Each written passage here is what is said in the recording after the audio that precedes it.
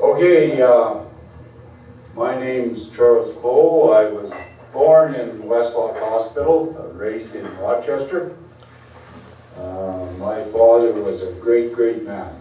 He loved his family, and with what he went through in his life, I don't know if I would have made it. When he was 9 years old, he come back from school and his parents had moved away. He didn't know where they were, so he had to go stay with his sister, and eventually went to work for a farmer in Hannah, Alberta. When he was 10 years old, he had a job. He raised his family. There was 9 of us. I am the second child, the oldest boy. My mother, not so great. She did things to me a mother should never do to her child. And after I became a Christian, I learned how to forgive, which was a big step for me. It was hard. But anyhow, at a young age, I think I was maybe 12, 13 years old, I could show you on the road where I walked to school, where I stood one day and I told God that I was such a sinner that I would never be going to heaven, and that I was going to live my life that way. My mother took us to church because she thought that's what the rich people did, and that's why she went. So I resented the wealthier people in my town, and resented a lot of things about church. And that was the United Church in Rochester. There was 2 churches, the United and Catholic. Not much of a choice from what I look at now today. Anyhow, I went to work when I was about 16. I went to work for Meyer Metals in Edmonton, breaking batteries with a sledgehammer. And I got paid 35 cents an hour.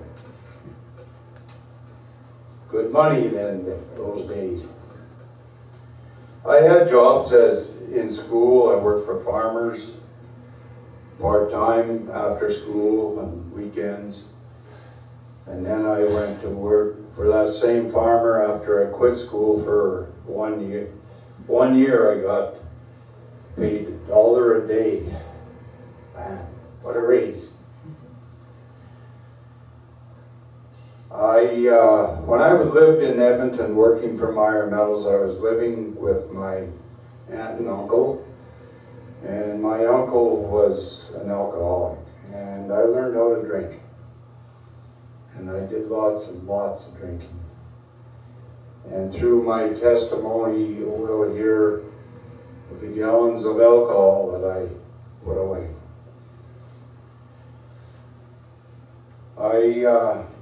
Eventually I moved around quite a bit in Alberta. Worked for farmers, worked in the city, and started working in the oil fields.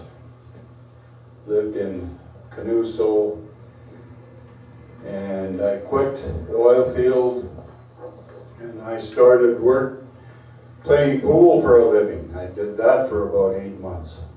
And I made good money. I was making $100 a day in the 60s. And I should have made it a career maybe. But drinking helps. And I moved to BC and went to work in the sawmills in a little town called Upper Fraser. Just east of Prince George. Worked in the sawmills, and of course I found different drinking buddies. Eventually I married a lady named Lena Vitaliano, and you can tell by the last name that she was Italian.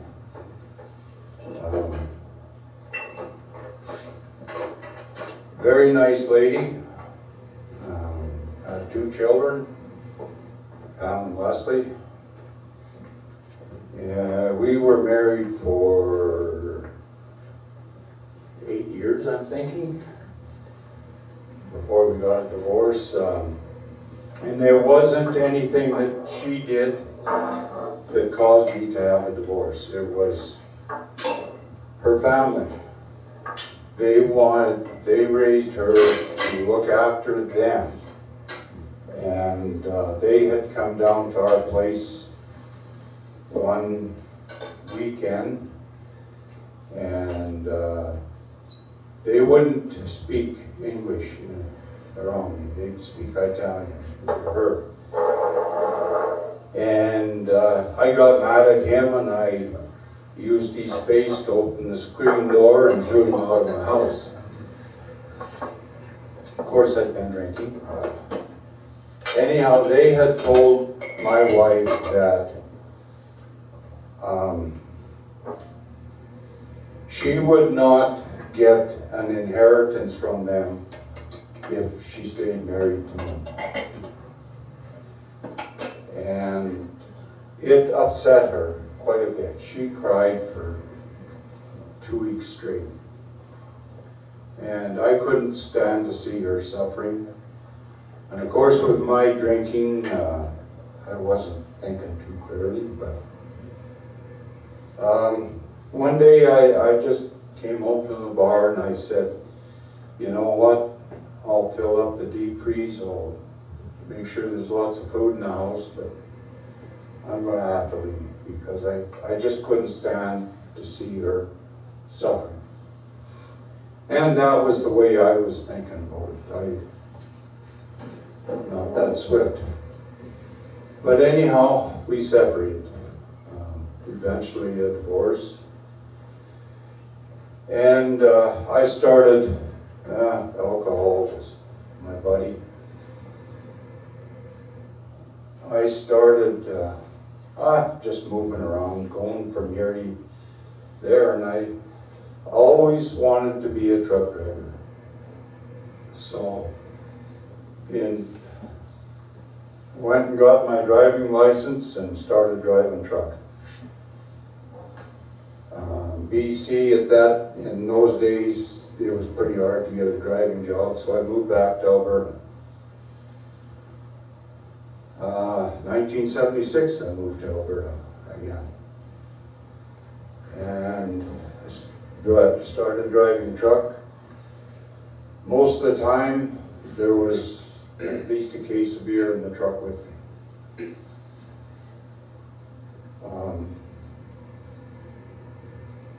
But I was, from the time I was a teenager, I was in trouble with the law. Mostly alcohol related, but in trouble with the law.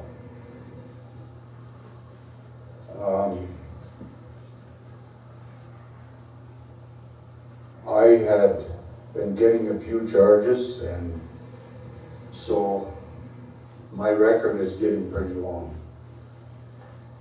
And I had got a charge that my lawyer said it was going to be 10 to 30 years in jail. Assault with intent to kill or maim. And that came about because a guy had stole all my mechanics tools. And I went to the police and I told the police where the tools were. The officer phoned the guy and told him they were coming to look at the tools. Of course, the tools weren't there anymore. And I was drinking and I was upset. And I found out where the tools were. So I took my pickup and I drove down there and I started loading the tools.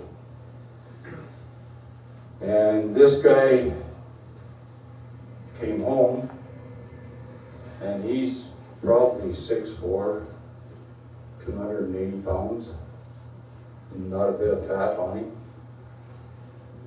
And he was coming at me, so I took an 1.25 inch wrench and I hit him as hard as I could between the eyes. He got down on one knee and got back up. I'm in trouble.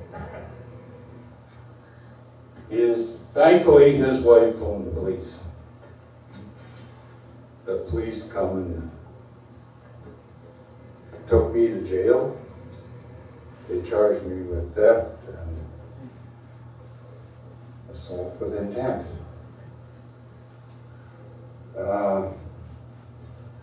I was going to go to court soon. And this was on my mind. There's no way I wanted to spend at least 20 years in jail. So I'm pulling 2 trailers. I'm heading from Calgary, heading west. And in between the town of Field and Golden, there is a place. In those days, there was no barriers. It was a right-hand turn. On the right-hand side was a mountain. On the left side, it was about 1,000 feet down. And my plan, when I left Calgary, I wasn't making that turn. And when about 2 o'clock in the morning, I got to that corner, and I just sort of put 2 hands on the wheel and gave a sigh, and I was going over. All of a sudden, my CB radio come on. It said, "Hey, westbound, you got your radio on." And if anybody here knows about CB radios in BC, you have to basically see the vehicle to be able to talk to them. And there was nobody around. There was no headlights, there was no taillights, nobody around. But he says, "Hey, westbound, you got your radio on." So I turned the wheel and picked up my mic and I started talking to this guy. And I talked to him all the way to Golden, BC, which is probably an hour's drive. I don't know. And never saw headlights, never saw taillights. We didn't talk anything close to being religious. We talked about trucking. And I talked to him. When I got to Golden, I pulled into the Husky service station there. And that table is still there today. I was there a couple of years ago. Irmgard and I went and we sat at that same table. And that night, I sat at that table and I looked out the window and I said, I have just been talking to God.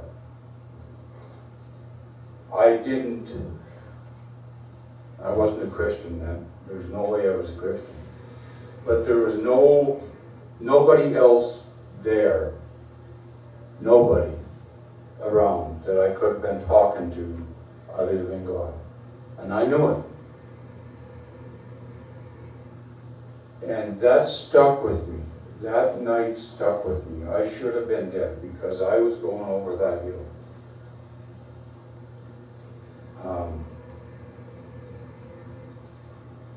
It was a changing moment in my life.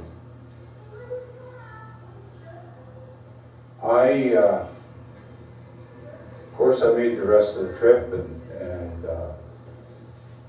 went to court. And I don't know what happened to that judge. Prosecutor wanted 30 years. And my lawyer said, he was trying to get me 10. The judge gave me 2 years less a day.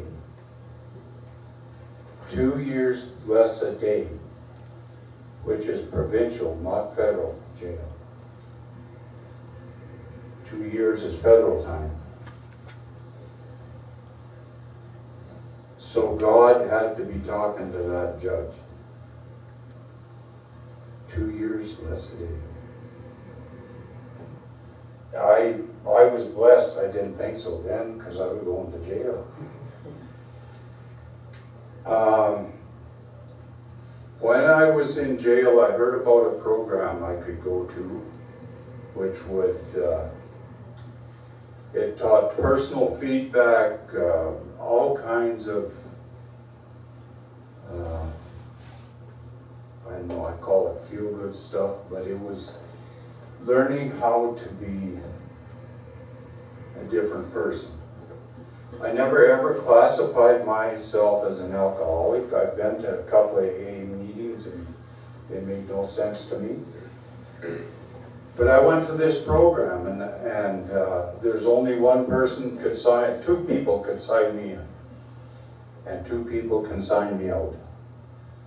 And that was the doctor at this place and myself.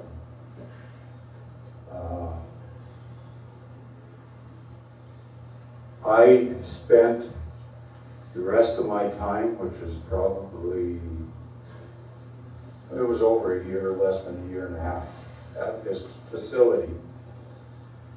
And I even got my grade 12 there. Which, man, that felt good. But a lot of the personal stuff that they taught was stuff that I didn't know. A lot of stuff I did, I guess, but a lot of stuff I didn't know. And my mother didn't want me there. She tried to get me signed out. She couldn't do it. It made her very unhappy, but anyhow, when I left the program, I was still drinking, not as much, but I was still drinking lots. But I had a different outlook on life. And while I was in this program, I was studying under the Jehovah's Witnesses. And I studied with, he came once a week for a Bible study. So when I got out of the program, I went with him to the Jehovah's Witness Hall. As soon as I walked into that hall, my nose was running, my eyes was running, and I was coughing and sneezing. I was just upsetting the whole place. And as soon as I walked out, I was healthy again.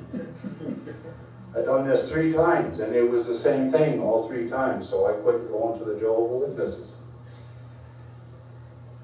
But I knew there was something missing in my life.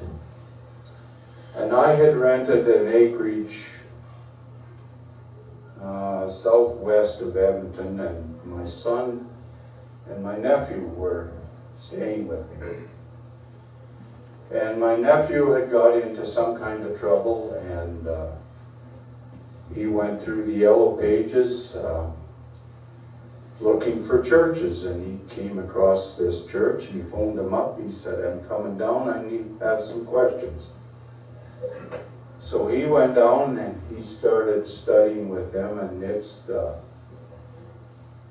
Church of Christ. I got it. Remember, it's not the one for the Latter-day Saints. It's a different one, the Church of Christ. Anyhow, he became a Christian then. So he started witnessing to me. And so I started going to some Bible studies with him. And one night, coming back from this Bible study, he had a cassette tape-in player. And this guy was giving a really good message, and at the end of the message, he had an altar call. And this altar call came up, and my nephew turned around and he said, "You want to do this?" And I said, "Yeah." So in the fall of 1992, in the backseat of a Camaro, I became a born-again Christian. And I lost a big burden that night. 5,000 pounds at least of weight. Man, I felt so good. And I went to their church for about a year, and the next year I got a job on the golf course out here west of town. as marshal on the course. And I was dating Irene Robinson at the time, here in Barria, and she brought me to this church. And I walked in the door of this church and I just walked into love. The people here cared who I was. They cared about what I was doing, how my life was going, how they could help. They cared. I have never felt that before in my life. This church did that to me, and they loved me into this family. And they helped me grow as a Christian. And for years I was never really a full member of this church because I was working out of Edmonton. And I spent, I don't know, a lot of time. When I was here in Barrhead, when I first came here, I had a photo studio on Main Street here in town. And I went to 3 Bible studies, Sunday school, and church every week. And I learned about God because of this church. I learned a lot about God. And every time I was away from this church, I was talking to people that I could find that were Christians. I can never get over the love this church brought to me. It was such an awesome, awesome deal.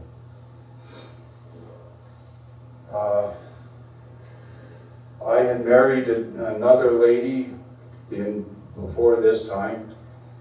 It was a short marriage. Should never have happened, but it did.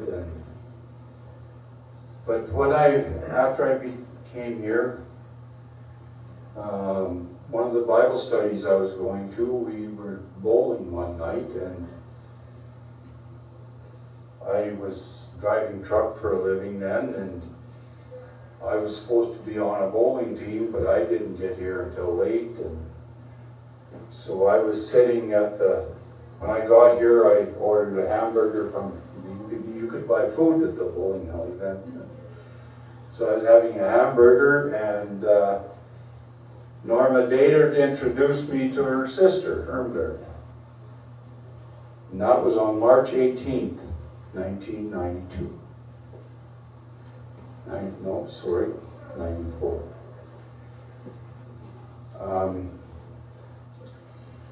We started dating a few days, maybe a year after that. But my life was changed. It was different. A way lot better. 1994, I was still drinking a little bit, but 1994, one day I got a paycheck, so I went to a liquor store on Main Street, and I parked in front of the liquor store, and God told me He didn't want me to buy liquor. So we're having a discussion in my car in front of the liquor store. And I just loved the taste of rye and sedum. And so I made a deal with God. I said, okay, you take away the taste and I'll quit drinking. Well, God says, and.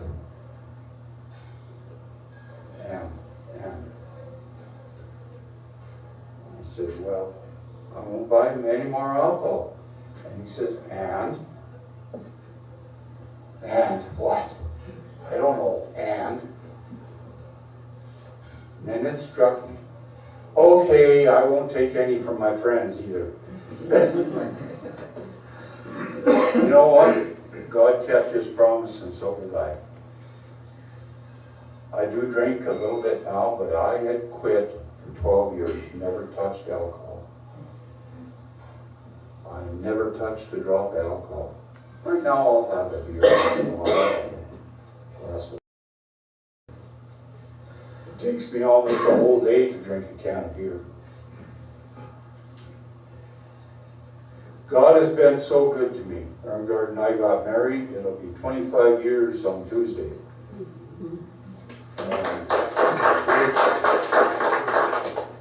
It's been a blessing. This marriage has been a blessing being here at this church. The friends, the people. I was a chaplain for Transport for Christ for 8 years. And when I left that, I moved to Barhead. I still wanted to work for God. I wanted to do something for God. And every time I was in Barhead, when I left, God told me there's no men's ministry in Barhead. He talked to me for about 6 months. And one day I said, so what do you want me to do about it? Anyhow, that's how this started. And it's been, well, it'd be 11 years without COVID. So it's 13 years with COVID. So, this has been a special, this breakfast I look forward to. It's something that God wants me to do, and He hasn't told me to quit. So, we are here today because of God, because of God's love, and because of all your prayers. That's why we're here today. Roy Ulmer passed away, and he has been my biggest advocate. He gave away more tickets than anybody else, even more than myself. Art Manty, the first men's breakfast that I ever had, Art won Nelson Study Bible. And every men's breakfast after that, Art bought the Bible. And we've lost that. We haven't lost the blessing. God is good. God is always good. And something that Carrie said today, our lifestyle points other people to God. And it's how we live our lives. Our Christianity isn't a faith, it's a lifestyle. It's what we believe, it's what we live. I wouldn't be here today without God. And one of these men's breakfasts, I'm going to tell you about my surgery that I had in March. I should have died twice, and I didn't, because God wants me here. God loves us all. Thank you.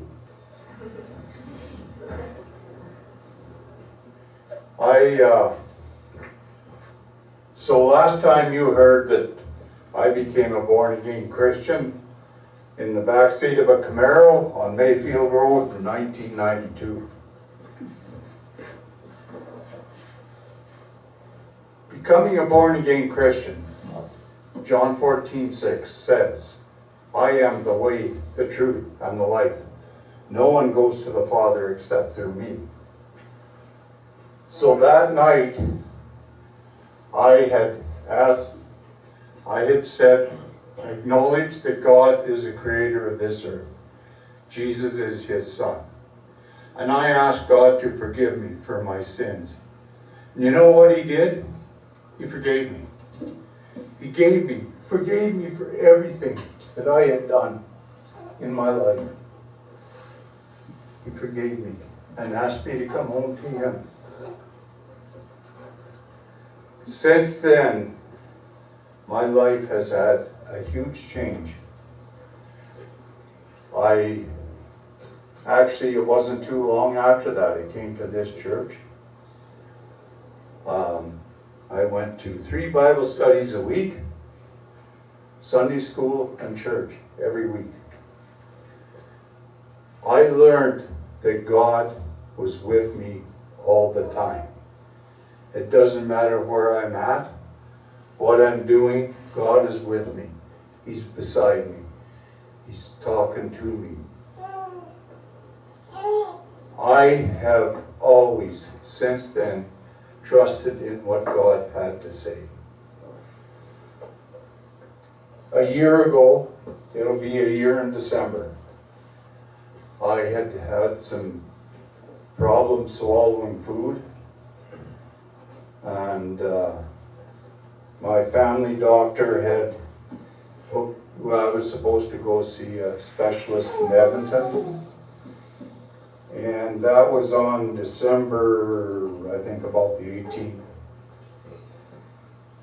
That morning, I woke up, I was bleeding from both ends. So I was rushed to Barhead Hospital, and the next day I was rushed to the Royal Alley. That's where they told me that I had cancer of the esophagus. They healed me up and I got to go home Christmas Eve. And the day Dr. Valji told me that I had cancer, as soon as him and the nurses left, I started praying. God said, I got this. And you know what? I had no more concerns. I just knew that God was looking after me. I knew it. I felt God's presence. And so when I went home, I had no stress. I felt I had nothing to worry about. So I just went about doing whatever I needed to do. March 18th was surgery. They would not do any radiation or chemo because of my other health issues, plus my size. I was a big guy. So I was just going straight in for surgery. So on the 8th of March, I'm in the hospital, feeling good. The doctor says, you know, come in, told me how this is all going to work, and I was good. God has this. He told me so, and I believed him. They took out 80% of my esophagus and half my stomach. The cancer was 2 centimeters in length. He said he got it all. He said there was some lymph nodes that was cancerous, but he says he got it all. So recovery after that began, and I was being fed through tubes, and I had tubes and going in and out of my body everywhere.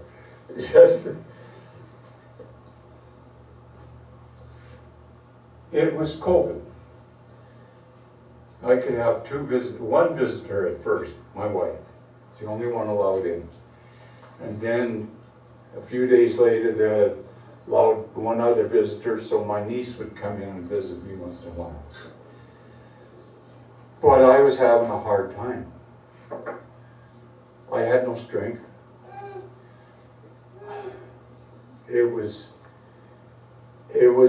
bothering me mentally somewhat, but I still knew every day I was praying to God, every day, you know, because I wanted to eat real food again. I hated that food tube they had stuck in me. I just hated that thing. So as time was going by, I was healing slowly, but I was healing, getting better. I could most days I could recognize a difference in my body. Some days I didn't. But mentally I was going downhill. And I was struggling with a lot of things. I roomed with 3 other patients, 1 bathroom, but I could take my IV pole and I could go for a walk down the hallway.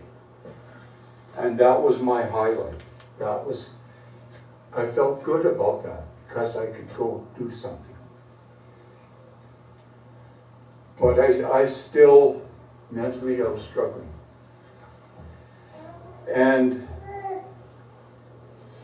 it was getting so that my desire to go for a walk wasn't there. But I'd still do it. I'd force myself, I'd take this stupid IV pole and go for a walk.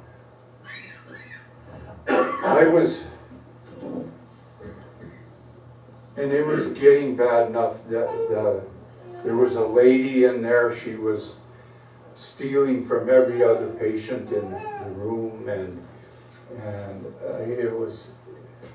I caught her in my stuff one day, and it was not good. And it was getting so my prayers were, help me God.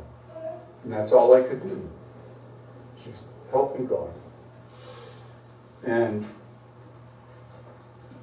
then one day, nurses come in,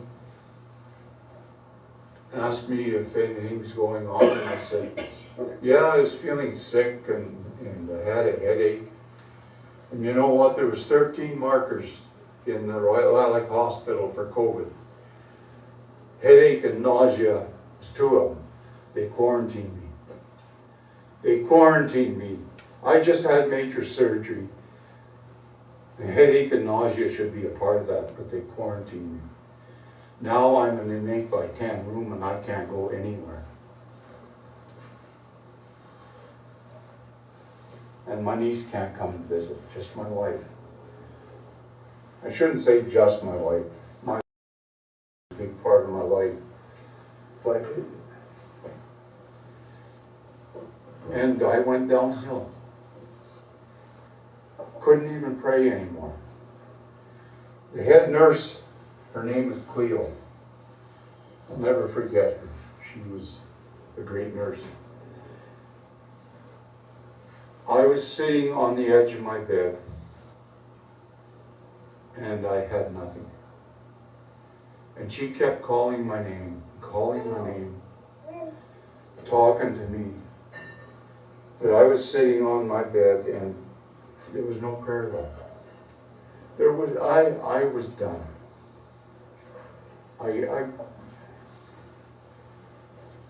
And Cleo, she just kept saying, Charles, talk to me, Charles, look at me. And she was there, she was squatting down on the floor so she could look up in my face. And I quit. I had nothing. Now Cleo is she's not white, she's maybe Filipino or something like that. But she kept calling my name, and once she said, Charles, look at my face. And I looked at her, and her face was pure white. Pure white. She wasn't glowing or anything, it was just pure white. And I knew then, right then, that God is saying, I'm here. God's saying, I'm here. And that gave me enough strength. I could then start looking forward.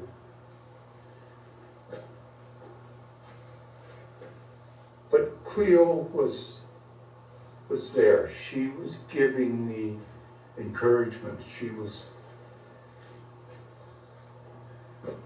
I have gained more respect for nurses this past year in my life than I have ever had. Cleo was one that just,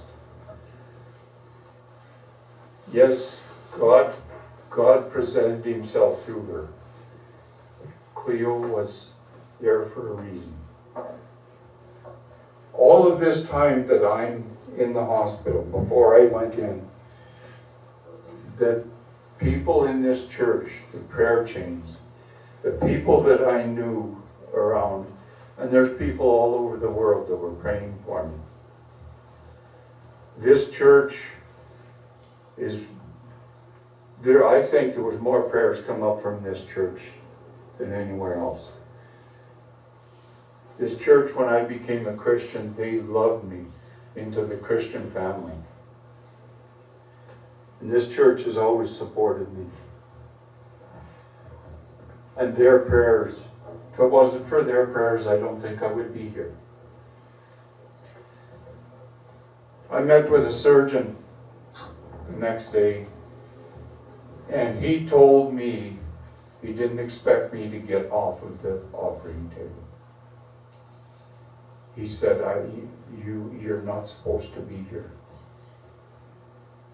You shouldn't have made it through the surgery. And then the night before, I don't think I should have made it either. So I think 2 times in 2 weeks, I should have died.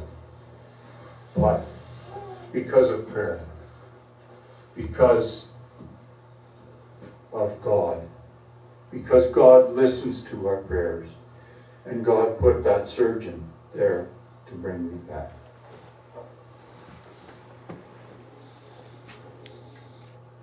I didn't expect the mental challenge that came afterwards. I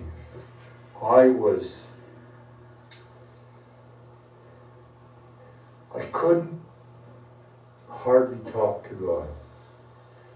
Every day I would send up a short prayer, but I had a hard time talking to God. The mental challenge, because I couldn't eat. I couldn't get any soup is the only thing that would go down. Some soups. There's a lot of soups I couldn't eat. And it's a good thing I like soup, because that's all I could eat for months.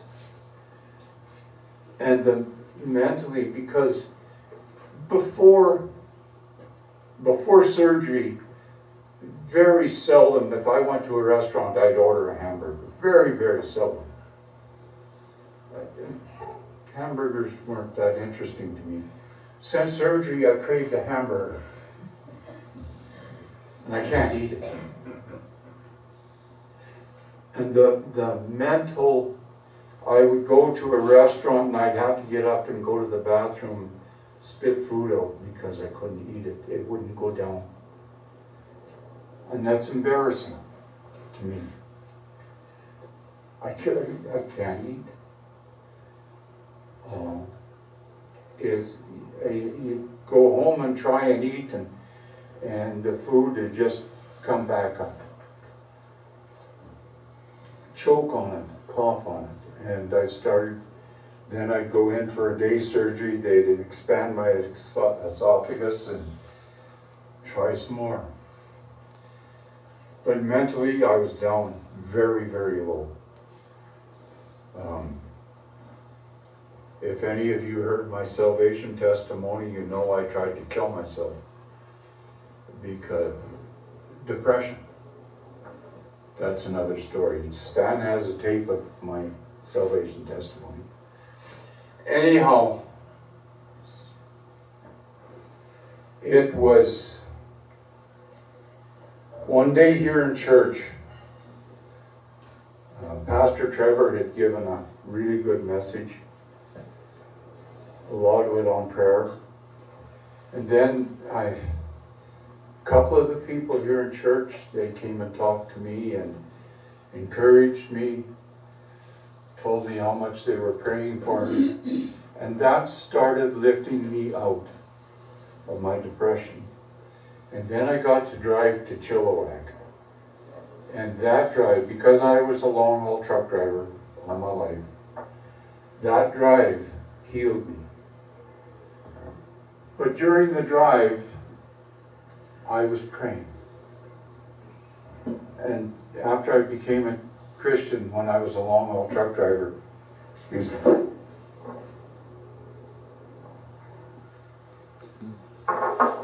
when I was a long-haul truck driver, I would shut the radio and the CV off, and I'd pray to God for hours on end. So that day when we went to Chilliwack, my wife usually goes to sleep when I'm driving, so I would pray, and that healed me. That got me out of my depression. Since then, I've had, I think, 3 more day surgeries to stretch my esophagus. I can eat some food now. I can't, like meats and stuff like that, I can't eat. But I can eat. More than soup, I can eat. God is good. Always good. God has always been with me. He's always been beside me. He's always walked with me. But the prayers of you people in this church, that's what God listens to. Your prayers, my prayers. If it wasn't for you guys, I wouldn't be here. And it's your prayers that has helped me along.